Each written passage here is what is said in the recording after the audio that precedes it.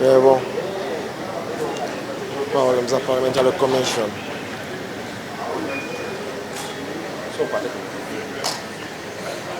Ni habari sibopendi balaziwa.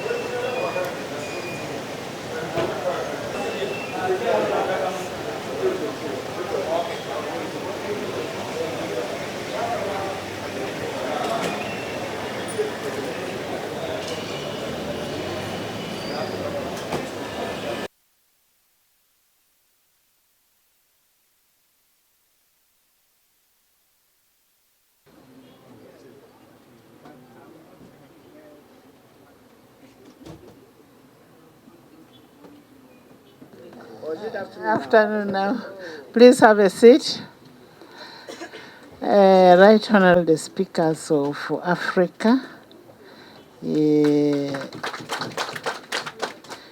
This team is a team from one of our districts called Ruchiga. It has been a very, very blessed team. Today they are meeting 3 speakers. We had Right Honorable Lucas from Namibia. He was here, he came and greeted them. Now we have Right Honorable from Ghana, and our chairperson of all the speakers is also here. And he's basically just here to greet you and tell you how Ghana is. The Right Honorable here is a very good person, very, very good person. He loves Uganda, he's very passionate about Uganda. And when I had problems after passing the anti-homosexuality bill, everybody rejected me. Of course, apart from President Museveni. When everybody rejected me, I had my brother here. He was the only person who came out in the region to support me.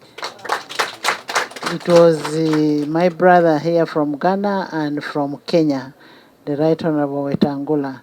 They spoke passionately about family, about preserving the values, the traditions of Africans, of our countries. And he's just basically here to greet you. Right Honorable, as I was telling you, that I am contesting for the second national vice chairperson of the NRM party, the National Resistance Party. And these are my very valued voters. These are my valued voters. And they promised, the whole country has promised to give me 99%. The whole country has promised to give me 99% because they believe being in that position of being a Speaker of Parliament, I should use that position to link them between the party and legislature. And for me to be able to make laws for this country, I need a blessing from the party that I prescribe. Unlike in Ghana, that he does not have to belong to a party, he only has to be a speaker and belong everywhere. As the word says, everywhere. Right Honorable, it's now my honor to invite you to just greet these people for a minute as we see them off. First clap for the speaker. Once again, good afternoon to you all. And let me thank the Right Honorable Speaker, my blessed sister, for inviting me to Uganda. I'm always here, and I always receive a very warm welcome, a very hospitable country, and I really enjoy your weather. Your weather is better than ours. Ours is hotter. And I like the greening, and the quality of your air is far better than ours, which have less trees and greens than you have. So congratulations. I don't need to say it, but you all know it, that the speaker, I usually call her Triple A. And you know, in school, when you write exams and you are able to get Triple A, you know that is, yes. So she is good, and she's been so gracious to talk about my being the chair of the Speakers of Africa. We mean Speakers of Africa. So Anglophonie, Francophonie, Luxophonie, Arabia, all of them are together from the north to the south, the west to the east to the center. We are together now, and we have one body called the Conference of Speakers and Presidents of African Legislatures. I happen to be the chair for the second term now. And it's important for you to know that I've been in Parliament since 7th January 1993. No shaking. Nobody has beaten me before in elections. So I know what goes into elections. And I rose up to leadership in 2001. So in 2001, I was the opposition leader in Ghana for 8 years. Then I became majority leader for 5 years. Then I became a speaker for many portfolios before I became a deputy speaker. And now I finished my first term as speaker last year, and I was elected unanimously as speaker again for the second term. And so I've been in this game for quite a long time, but that is one of the gems you have produced. You know, she's not been that long in Parliament like me, but I can tell you her performance is A+. She's really very good. And in many of the international conferences we attend, she has distinguished herself. And so you need to add this to show your appreciation of what she has done so far. If I had a vote, I would have added it to make it 100%, not 99%. Because it must be unanimous. Because you need those additions to give you more leverage and international global leverage to get development for your people. These are very important decisions you take, because these things add weight to the person. Now you've been told I'm chair of Speakers of Africa. That position alone brings people all over the world to me, just because I've been voted as chair of the speakers. And so if you want to speak to any country through any parliament, you cannot ignore their chair. And that gives Ghana an opportunity to reach out to get more global support to develop the country. So these are very important decisions you're going to take. Pass on the word to your colleagues. We are all products of parties, all of us. Even though in Ghana we pretend that the speaker is impartial. Okay? We say the speaker is impartial in the performance of his duties, but the speaker is not neutral. Now, that is homework for you.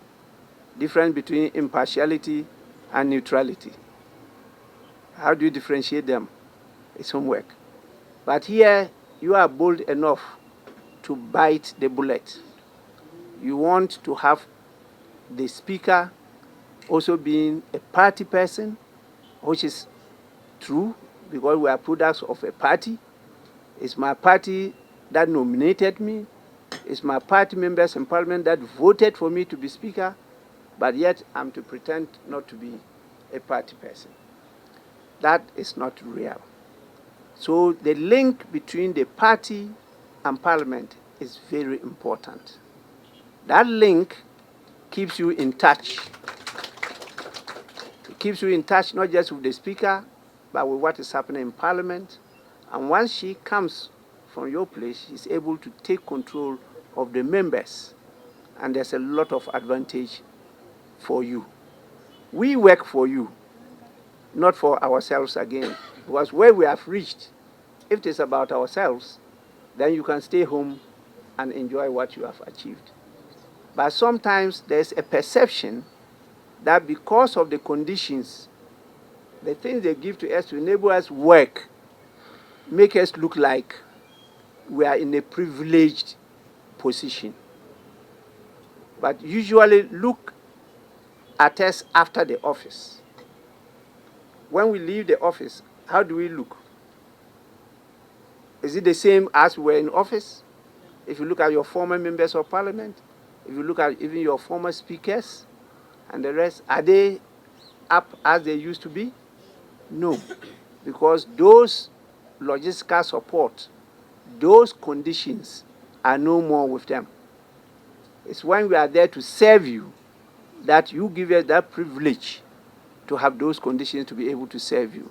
Like the court.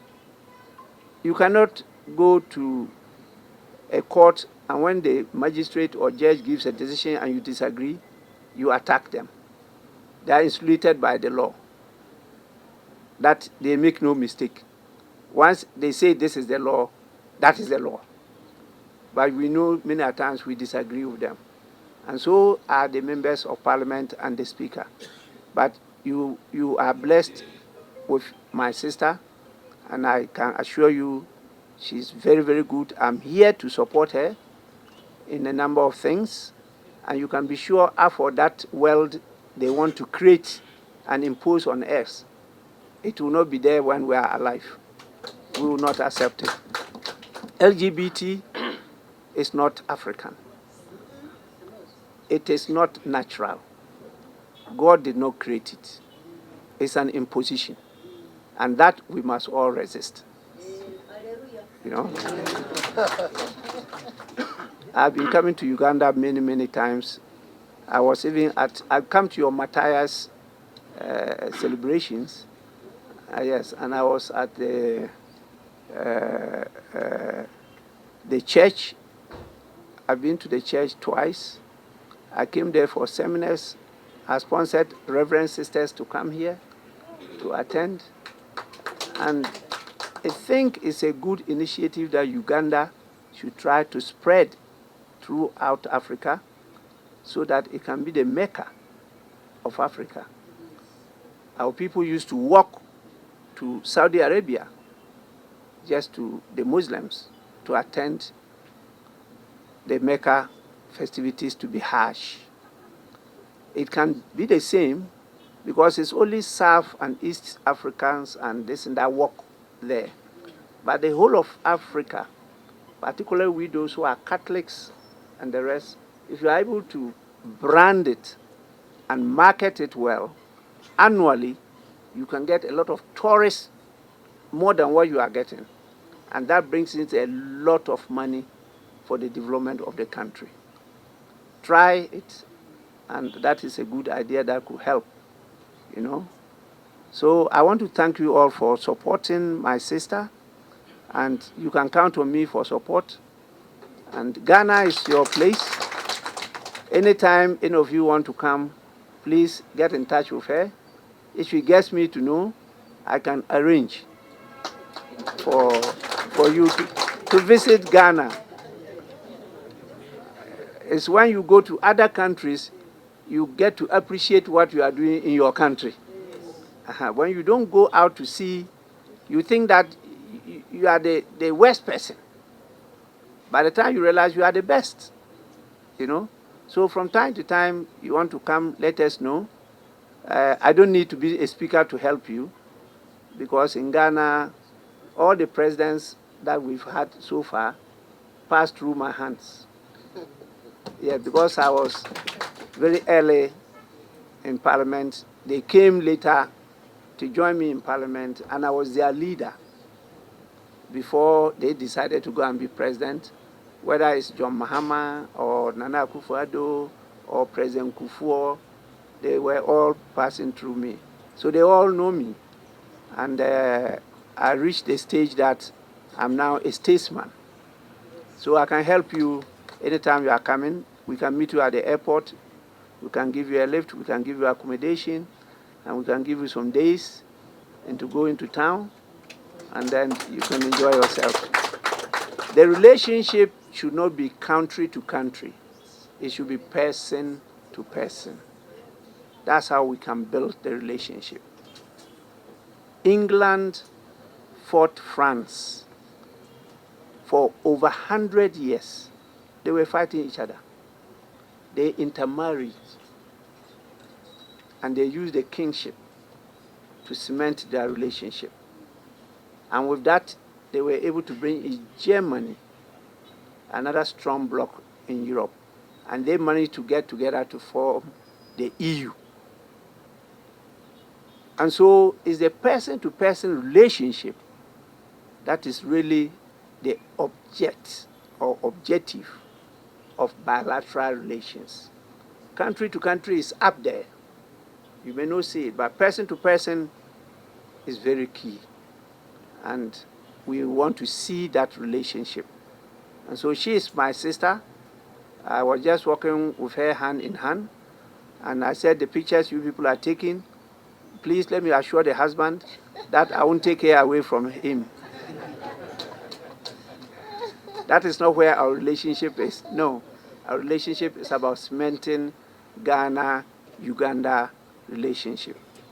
And I told her, people in my place, my regional minister, his name is Charles Luanga.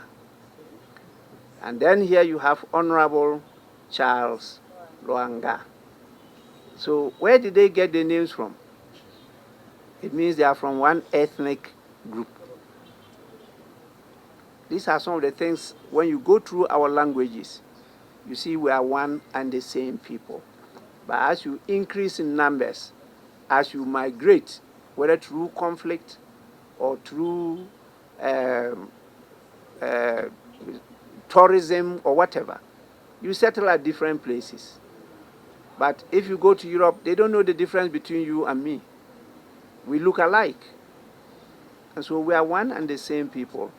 And that is one of the initiatives she, together, I must say, led by His Excellency President Yoweri Museveni, is bringing for us the speakers from our conference to be meeting the presidents from time to time to discuss continental issues and how we can improve our continent better. To stop you trying to migrate to Europe or America, where I can tell you, I've been there many times, life in Africa is far, far better than life over there. The pursuit of life is happiness, freedom. You want to be free. You want to be happy. You want to be respected. You cannot get any of these three outside. Immediately you are outside, just because of your color, nobody respects you. So where's your dignity? Because you are outside and you are in somebody's country, you don't have your freedom. You can be in a vehicle and somebody will slap you. Where do you go? You know? And I have seen that all those who were with me in Africa and went outside, anytime they come, they see me better than them. So yes, you can go to sea, but don't have it in mind that you are going to a better place. There are people who are uneducated in Europe. They've not been to school. We don't know about that. There are people who are very poor in Europe. There are people who are unemployed in Europe. But we are giving the picture as if the films they show, that is where it is. No. There are many places that Kampala is far more developed than in Europe. You only see the cities. That's what they talk about. They don't talk about the other communities. And some of my, in fact, my former secretary married a Frenchman. Where they took her to, she can't come back home again. Because they are so poor that they can't even buy a ticket for her to come back. And so she only writes to us. So let's see how we can make our continent a better place to live in. And I thank all of you for coming. I thank you for this privilege. And I want to encourage you to do the right thing. As she said, she has assured me that you are solidly behind her. And I believe and pray that Almighty God will bless all of you. Thank you so much. Thank you so much, Director.